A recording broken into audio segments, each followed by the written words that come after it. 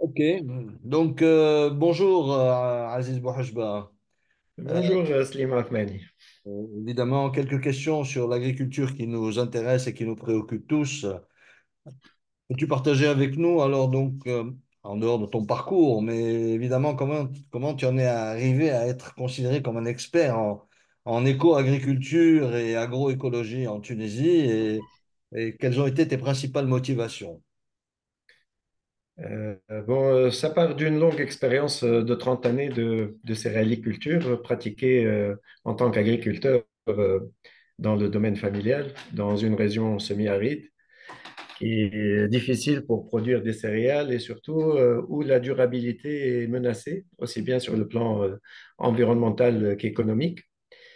Et après des études d'ingénieur à l'université d'Alger, ingénieur agronome, donc, où je me suis spécialisé dans la céréaliculture.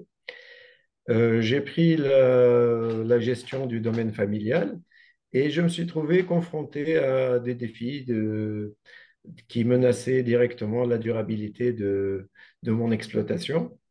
Et j'ai dû faire face à ça parce que à l'époque, c'était pas encore envisageable de changer certaines règles d'exploitation, surtout à la période où j'ai été formé. La menace sur les ressources n'était pas d'actualité. Personne ne parlait de sols en dégradation ou d'appauvrissement des sols ou de changement climatique. Et pendant ces 30 dernières années, justement, j'ai vécu de plein fouet tout ce qui se rapportait à la question de durabilité environnementale des systèmes de reproduction céréaliers, notamment en zone semi-aride du Maghreb et plus précisément en Tunisie. Et c'est ce qui a fait que je me suis préoccupé de sujets qui paraissaient à l'époque un peu écologiques, mais en fait, avec le temps, ça a pris un nom et c'était l'agroécologie. Et là, depuis un moment, à la suite d'un parcours à travers plusieurs syndicats agricoles, notamment en fondant le premier syndicat indépendant de Tunisie, Sinagri, en 2011. Et puis, j'ai pris la tête d'une association qui est spécialisée dans la conservation, l'agriculture de conservation pour la céréaliculture en Tunisie. Et nous avons commencé, c'est une association qui existe depuis 2006.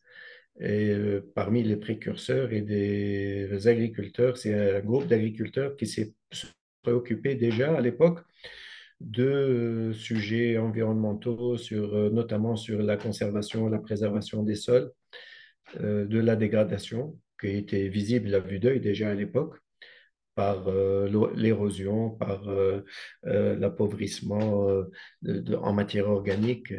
Et nous avons décidé de prendre les choses en main avec un groupe d'agriculteurs. Aujourd'hui, cette association dont j'ai pris la présidence en 2019 compte pas plus qu'une centaine d'adhérents, mais notre impact est visible sur le paysage agricole tunisien et même en dehors, puisque nous avons des partenariats, notamment avec, nous sommes signataires euh, comme association à la COP 21 de Paris, nous sommes signataires fondateurs de l'initiative 4 pour 1000 pour la séquestration de carbone du sol. Et tout cela a fait que vraiment, je me suis retrouvé là, on participe à un réseau actuellement en Tunisie. On est en train de former un réseau de toutes les associations qui s'occupent d'agroécologie. Bon, il y en a des récentes, des moins récentes. Il y a même de la permaculture, il y a l'agriculture biologique. Toute forme d'association ou même d'individus qui se préoccupent et qui pensent que développer l'agriculture en dehors des principes agroécologiques devient une aberration. Donc, on essaie d'avoir des plaidoyers qui se tiennent pour justement influencer les politiques publiques, pour justement regarder les politiques agricoles et le développement de l'agriculture par l'angle agroécologique. Voilà, c'est vraiment un tout, c'est une multitude de facteurs, mais le plus motivant pour moi, je pense que ça a été en première partie euh, la durabilité de mon exploitation céréalière et en seconde partie, l'engouement suscité par ce mouvement chez des centaines et des centaines d'agriculteurs en Tunisie et en dehors de la Tunisie. Superbe, très intéressant. Justement, en parlant de Tunisie, peut-être que vous l'avez dit un peu rapidement, comme tu l'as dit rapidement dans les questions, où en est l'état actuel de l'agriculture, de l'agroécologie, des pratiques courantes, comment elles impactent la durabilité environnementale et économique du secteur agricole tunisien? Ça serait intéressant justement de comprendre un peu comment ça se passe. Vraiment, moi, je vais vous parler essentiellement de céréaliculture, de grande culture. C'est mon domaine. C'est là où j'essaie de proposer des changements et d'étudier où se situent les, les anomalies ou les insuffisances dans les politiques publiques, notamment. Parce que c'est vraiment, on a beau se dire en tant qu'agriculteur, même dans le réseau de transition agroécologique que nous avons formé, de vraiment de prendre les choses en main et de changer nous-mêmes les choses. Mais on a besoin de toute façon que ce soit inscrit dans les politiques publiques. Clairement, le terme agroécologie, il doit exister et nous ne pouvons pas assurer la pérennité de notre production agricole et notre souveraineté alimentaire à long terme si nous n'intégrons pas des pratiques agroécologiques et surtout les incitations qu'il faut, notamment pour le matériel, pour certaines techniques, pour l'adoption de certaines espèces. Je pense au colza notamment, à d'autres cultures qui permettent justement de préserver les sols et de trouver une rotation qui puisse nous sortir de la monoculture de céréales qui représente vraiment, à notre avis, une menace pour notre souveraineté alimentaire. Et donc là, on est vraiment au tout début. Je pense que les politiques agricoles dans tout le Maghreb, au sud de la Méditerranée, exception faite tout récemment au Maroc, sur le plan Maroc Green Generation, il y a inscrit le mot agroécologie. Et au Maroc, actuellement, leur politique, elle va vers l'installation d'un million d'hectares en agriculture de conservation à l'horizon de ce Green Generation. Et je pense que c'est vraiment une politique qui doit réellement euh, voir sa mise en œuvre, parce que souvent on voit des politiques publiques, et même au Maroc, le plan d'avant, euh, plan Maroc vert, a vu des insuffisances et vraiment, euh, notamment sur l'exploitation des ressources en eau et sur les ressources en général. Et là, en Tunisie, en Algérie, il y a des choses à faire. Il faut faire prendre conscience aux agriculteurs, au gouvernement aussi, que les ressources ne sont pas disponibles éternellement. Au contraire, ils sont en phase de déclin et notamment les ressources en sol, en eau, et surtout face au changement climatique.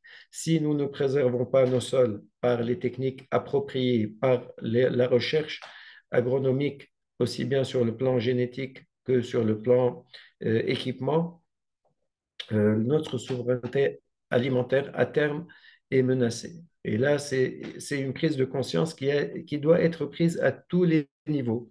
Nous, dans notre association, nous avons mené une enquête auprès de 300 agriculteurs pour voir qu'est-ce qui freinait réellement l'adoption de techniques nouvelles de culture qui en fait ne sont pas si nouvelles que ça, qui étaient adoptées par leurs ancêtres, une génération en arrière, les gens faisaient plus attention à leur manière de labourer, aux assolements, aux rotations culturelles.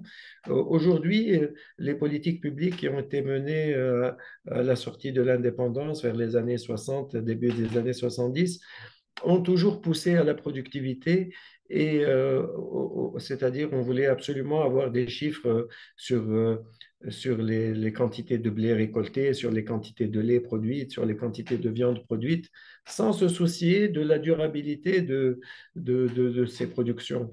Et donc là, nous, dans notre approche, on a essayé de comprendre pourquoi même les agriculteurs, qui étaient les principaux concernés, avaient du mal d'adopter des techniques de conservation du sol, sachant très bien que ce sont des techniques qui permettent de, de résister au changement climatique, de freiner les menaces de durabilité qui pèsent sur leur exploitation et aussi bien sur le plan économique qu'environnemental. Je, je vois il y a énormément d'expériences capitalisées à travers votre parcours et à travers les expériences que vous avez vécues. Est-ce qu'il y en a une qui a été extrêmement marquante ces dernières années? Est-ce que vous en avez tiré des leçons? Avant d'en venir au sujet qui m'a intéressé à un moment donné, vous l'avez cité, celui de la culture du colza en Tunisie.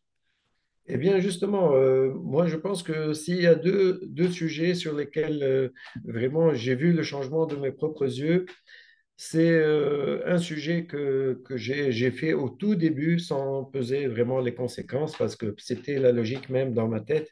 Il fallait que j'intervienne sur des sols qui étaient en pente par une action mécanique, en fait. Ça s'appelait une technique de CES, de conservation des eaux et du sol, qui consiste à faire ce qu'on appelle des banquettes mécaniques selon les courbes de niveau euh, à- et selon la pente à des distances différentes pour justement freiner l'érosion. Ça m'a paru le plus logique que j'ai fait dès mon installation en début des années 90.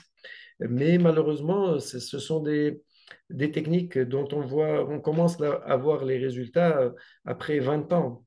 Et donc, il fallait vraiment que je sois jeune pour le faire, qu'un agriculteur en général entreprenne très jeune, parce que vraiment, c'est en regardant la moyenne d'âge des agriculteurs actuellement en Tunisie et même partout dans le monde, et notamment dans le Maghreb, cette moyenne d'âge se situe actuellement en Tunisie, on est à plus de 70% des agriculteurs ont plus de 55 ans. Et donc, le rajeunissement de la population d'agriculteurs, il se fait d'une manière négative, à mon avis, vraiment. Et ça impacte beaucoup tout ce qu'on peut entreprendre comme action à long terme pour inverser la tendance de l'érosion, de la teneur en matière organique du sol, de l'agroforesterie aussi, qui peut être une solution, parce que nous savons que en introduisant certaines espèces arboricoles, d'arbres forestiers, tels que le caroube, l'oléastre, certains autres, même au sein même d'exploitations céréalières, en créant cette biodiversité autour de l'arbre, en créant cette dynamique un peu d'agroforesterie, on permet aussi de lutter contre les changements climatiques et de créer la biodiversité dans des exploitations céréalières qui sont vouées à la monoculture et donc à la baisse de matière organique et de biodiversité. Et ça, vraiment, c'est des actions qu'il n'y a que l'État pour pouvoir venir soit inciter les agriculteurs à aller dans ce sens ou subventionner telle ou telle action. Moi, je sais que ça m'a coûté très, très cher. L'action a été effectivement menée par l'État sur un programme de Banque mondiale à l'époque, à la fin des années 80. Mais beaucoup d'agriculteurs ont refusé parce que cette technique, en fait, elle réduit les surfaces labourables, mais elle préserve contre l'érosion et contre la dégradation des sols et justement la disparition de la couche fertile du sol. Moi, j'en ai bénéficié par l'intervention d'État, même si j'ai accepté pendant plus de 20 ans la réduction des superficies. Je pense que c'est une action qui commence à payer actuellement. Ça m'a beaucoup marqué au sein de mon exploitation. Et même à l'époque, les interventions de l'État pour freiner l'érosion par justement, notamment les lacs collinaires, tout ce qui est barrage euh, petit hydraulique, ce qu'on appelle, pas les grands barrages, mais les petits barrages collinaires et les banquettes mécaniques et certaines techniques de CES ont permis de montrer leur efficacité, mais à long terme. À court terme, par contre, j'ai une expérience à ce sujet qui m'a euh, c'est dès l'introduction de la culture de colza en Tunisie.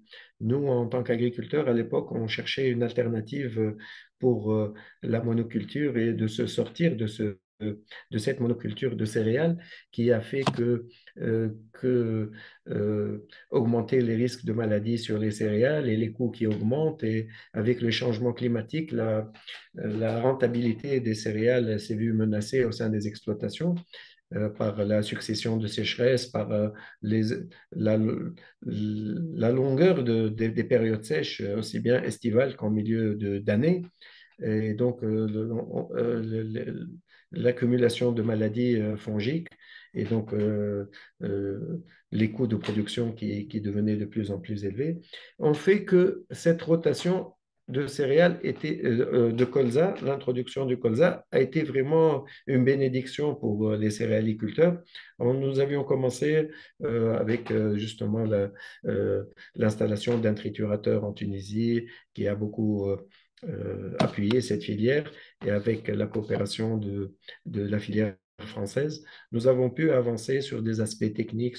Et au cours des années, à la troisième, quatrième année, nous avons commencé à constater que vraiment cette rotation n'était pas seulement une rotation qui apportait du bien aux céréales sur, sur le court terme, mais vraiment enrichissait le sol à long terme parce que c'est une culture qui a un système racinaire pivotant très, très puissant qui arrive à aérer les sols, à, à diminuer la semelle de labour, à faciliter le travail du sol, à stabiliser les sols contre l'érosion et à laisser une biomasse importante pour la culture qui vient après. Et donc, moi, j'ai une expérience très favorable à ce sujet, aussi bien dans mon exploitation, j'ai pu récupérer des parcelles entières que j'avais abandonnées au pâturage parce que par dégradation, à cause de la dégradation des sols. Et là, on a repris, c'est une parcelle que j'ai repris, j'ai dû gagner un peu plus que 15% de mes superficies grâce à l'introduction de cette culture. Et c'est pareil pour tous les autres agriculteurs qui voient justement les céréales qui viennent après mieux résister à de longues périodes de sécheresse en milieu de cycle. C'est-à-dire, on a vu notamment ces 3 dernières années, des mois de février, de janvier et de février qui n'étaient pas assez pluvieux, qui étaient très secs. Et les seules parcelles qui avaient résisté, qui étaient de blé qui avaient résisté, c'était les parcelles qui avaient reçu la culture de colza auparavant. Et donc, moi, je pense que ce sont deux expériences qui m'ont beaucoup marqué. Et je pense que là, je suis sur une nouvelle expérience de reboisement entre les banquettes mécaniques, justement. Euh, je pense que c'est aussi un bon choix, mais pour le moyen terme. Donc, je pense que l'État est carrément convaincu que cette culture de colza qui a pris de l'ampleur et qui s'est vue se porter actuellement par les agriculteurs eux-mêmes euh, devrait s'étendre surtout après les résultats. Nous savons tous que les pays du Maghreb sont importateurs d'huile et de tourteaux. Et là, cette culture, elle permet de réduire significativement l'importation de ces deux produits, l'huile végétale et les tourteaux pour l'alimentation animale. Je pense que c'est un produit qui, techniquement, qui tient la route au sein de l'exploitation et aussi bien à l'échelle macroéconomique, c'est-à-dire dans le système euh, céréalier de chaque pays du sud de la Méditerranée. Ah, Aziz Bouhajba, merci, c'était extrêmement enrichissant. La dernière partie concernant le colza, à laquelle vous avez répondu, justement, m'a apporté un éclairage extrêmement intéressant sur l'importance de cette culture pour l'avenir, justement, du Maghreb en cette situation de stress hydrique. Si vous avez un dernier mot à nous dire. Voilà, moi, mon souhait, c'est que vraiment d'harmoniser un peu les systèmes de culture à travers les pays du Maghreb. L'esprit des agriculteurs est le même. Ils cherchent tous les solutions aux défis actuelles, notamment tout ce qui est changement climatique, préservation des ressources. Et si dans chaque pays, on arrive à partager certaines expériences qui peuvent trouver des solutions à l'un ou l'autre des pays, je pense que établir un réseau de connaissances, de savoir sur ces enjeux-là peut faciliter cette adaptation au changement climatique de nos agriculteurs et sécuriser l'alimentation des pays du sud du Maghreb. Merci beaucoup. Merci.